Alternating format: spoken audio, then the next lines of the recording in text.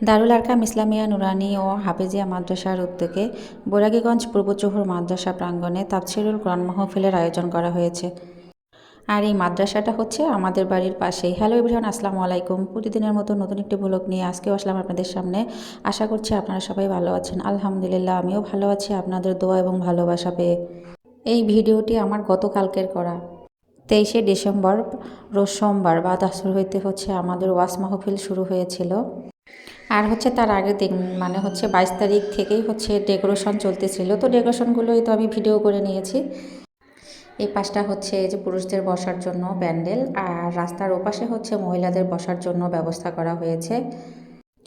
আর এই তো পাশেই হচ্ছে টিনে ঘেরা যেটা দেখতে পাচ্ছেন, এটা হচ্ছে আমাদের মাদ্রাসা। আমাদের ছোট্ট এই পুকুরের উপরেই মাদ্রাসা, আর গাছপালা দিয়ে হচ্ছে পরিপূর্ণ একটি মাঠ।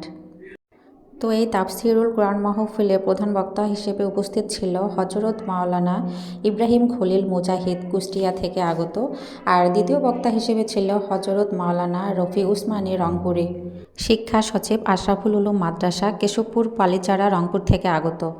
তো প্রথমেই আমার বরাব্বা তো এই যে বড় নানাস ইসলামিক গজল বলতেছিল। মাশাল্লাহ, ওনার মেয়ে এবং ওনার কণ্ঠ দুজনেরই অনেক ভালো। আসলে ওনাদের জন্য দোয়া ভালোবাসা রইল। প্রথমে ওনাদেরকে দিয়েই শুরু হয়েছে আমাদের এই প্রোগ্রাম। শুরুটাও যেমন আলহামদুলিল্লাহ ভালোভাবে শুরু হয়েছিল, শেষটাও আলহামদুলিল্লাহ ভালোভাবে হয়েছে। আর এদিকে তো রান্নাবান্না চলতেছিল। মাদ্রাসায় হচ্ছে কমিটির লোকজন এবং বক্তাদের জন্য বিরিয়ানি রান্নাবান্না চলতেছিল। আর এইদিকে হচ্ছে মুরগির মাংসটা আমি রান্না করে দিয়েছি, আর সঙ্গে ডালও ছিল। এখানে আরও একজন তৃতীয় বক্তা উপস্থিত ছিলেন হজরত মাওলানা হাবিবুল্লাহ আল মিসবাহ সৈয়দপুরি, পরিচালক আল ইসলামিয়া কওমি মাদ্রাসা কিশোরগঞ্জ থেকে আগত। আরও আলোচনা করেছিলেন ওখানকার স্থানীয় ওলামায়ে কেরাম। আর প্রধান অতিথি হিসেবে ছিল জনাব মোহাম্মদ মোতাহারুল ইসলাম নিক্সন পাইকার, সদস্য রংপুর জেলা বিএনপি ও সদস্য সচিব মিঠাপুকুর উপজেলা বিএনপি। আর প্রধান অতিথি হিসেবে ছিল আমাদের এলাকার চেয়ারম্যান মোহাম্মদ ফারুক হোসেন। আর সভাপতিত্বে ছিলেন আমার বড় ভাসুর মোহাম্মদ রোস্তম আলী। আর এখানে অনেক আমন্ত্রিত অতিথিবৃন্দও ছিল। তো যাই হোক, এদিকে মুরগির মাংস রান্না শেষ করার পর আমি এদিকে গরুর মাংস বসিয়ে দিয়েছি। গরুর মাংস যখন রান্না শেষ হয়ে গিয়েছে তখন হচ্ছে ওখানে আমি লাউ বসিয়ে দিয়ে এই তো সবাই মিলে আবার চলে গেলাম।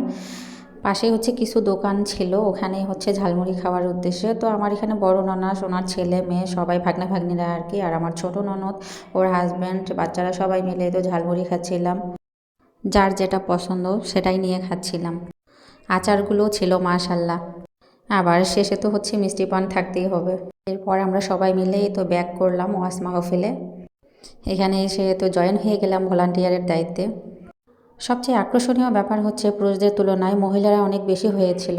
আর যেহেতু আমাদের বাসার পাশেই, বাসা থেকেই শোনা যাচ্ছিল। এদিকে আবার আমি বাসায় এসে এই তো সবাইকে হচ্ছে খাওয়া দাওয়া পর্বটাও শেষ করে দিলাম। আর এই তো এদিকে হচ্ছে আমরা পান খাচ্ছিলাম, ভলান্টিয়ারদের জন্য পান চলে এসেছে। আমার ননাসেরা সবাই আসছিল, অনেক মজা হয়েছিল। শহর থেকে আমার খালা শাশুড়ি, মামা শাশুড়ি, মামা শাশুড়ির বউ, খালা শাশুড়ির ছেলে মেয়ে সবাই আসছিল। আর এই যে একজন বৃদ্ধ মহিলা হাঁটতেই পারতেছিল না, উনিও আসছিল এই ওয়াজ মাহফিলে। আল্লাহ যেন ওনার হাতটি কবুল করে নেয়।